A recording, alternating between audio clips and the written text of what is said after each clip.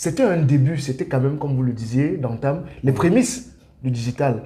Parce que c'était un message que vous receviez dans votre téléphone qui vous informait de ce que vous avez reçu une somme d'argent à aller retirer. Et ça nécessitait donc autant pour moi une déportation de l'individu vers une agence. Plus une pièce justificative et le code qui vous a été envoyé et où il y avait vraiment donc le problème, en quelque sorte, entre guillemets, c'est-à-dire que vous arrivez, vous avez une pièce d'identité. Si vous n'avez pas de pièce d'identité, pas besoin d'y aller parce que vous n'allez pas toucher à cet argent.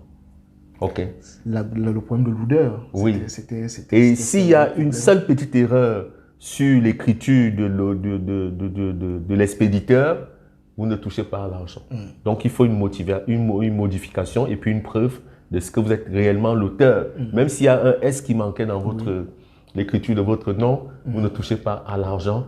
Et donc, chaque fois que vous alliez donc vers Express Union et que vous n'avez pas tous ces éléments, oubliez, vous ne toucherez pas à cet argent. Ou alors, vous êtes parti pour une journée à passer à Express Union, serait-ce que pour modifier une petite lettre où il y a eu une petite erreur. Peut-être là, il faut regarder ça sur deux prismes ou alors deux analyses. C'est que, en termes de service client, qui est le premier élément de proximité avec le demandeur d'un service, c'est ça qui permet d'établir le lien de confiance, le lien de fidélisation même avec une structure.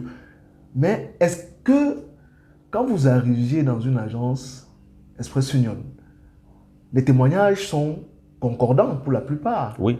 Ils vous disent que, moi-même, je ne suis pas si vieux que ça,